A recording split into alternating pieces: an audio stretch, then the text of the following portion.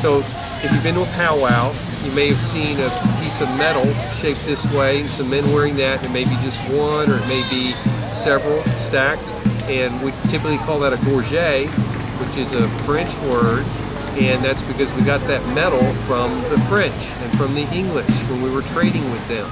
But before European contact, all of the southeastern tribes wore shells for necklaces, and they used the lightning whelk shell, which is the state shell of Texas, as the source. Other whelk shells from other areas have the flap, the opening on this side, and they spin sort of in the direction that a powwow dance would go. But this shell is called a left-handed shell, has the opening over here, and it spins the direction that a stomp dance goes, so the way a southeastern tribe dances. So this was the shell almost exclusively that southeastern tribes used to make their shell work, their necklaces. So you can take a shell and cut the different shapes that you want, keep going down and down in size as you cut more circles or squares out, and eventually from a large shell like this, you end up with a heart like this. And this is the design that we see in many of the older drawings of that a birdman or someone else might be wearing. We see a ceremonial necklace that has this piece in the middle. It's sort of a diamond shape with a taller top and a little slice or a curve on the side. That's the heart of a lightning whelk shell.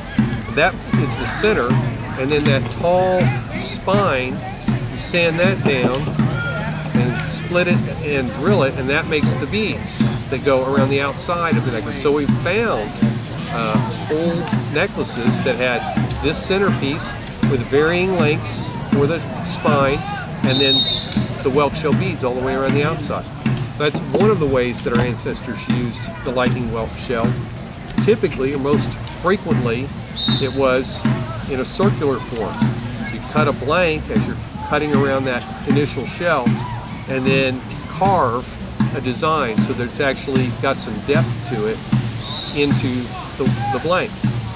In modern times, I will take a design and I will write it in pencil first, because I make a lot of mistakes. I can erase that easily and adjust it. I've got a guy in a canoe over here who needs to be about twice that tall, so I will erase it, I'll redraw him and make him until I'm comfortable with it. And when I'm all settled with the pencil, then I'll go back and I'll redraw with a fine tip Sharpie marker. And that line is much easier to see during the dust of actually engraving. Then I'll come along and I'll begin to do the engraving. So you can see I can cut it. I use a Dremel with a diamond tip dental bits for the most part, varying shapes. There's an inverted cone or a spherical ball, or various different shapes that I use for different types of cuts.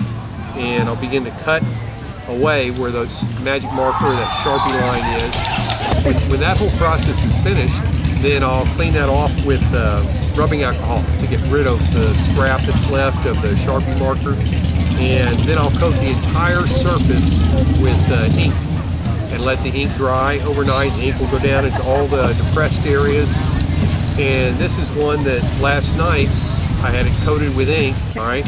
But this morning I got up and I got some wet dry, real fine, like a 400 grit sandpaper, and I put it under the sink and I rubbed, and it left the ink in the depressed areas where I had cut away, the incised areas, but it scraped off the ink from the flat areas that were more raised now, and then you can visibly see the original design. A lot of times I'll go back in, like on this one, there are 2 circles in that center part. This is Spider Carrying Fire, and it's got 2 circles, and the outer circle looks pretty good, but the inner circle is too faint. So I'll go back over that and I'll cut a little deeper just around the inner circle, and then I'll cover that with ink, and I'll go through the process again, sanding it off, wet dry sandpaper, until the design is the way I want it to look. And then I'll drill holes in it and clean up the back, and there's my finished modern day gorget.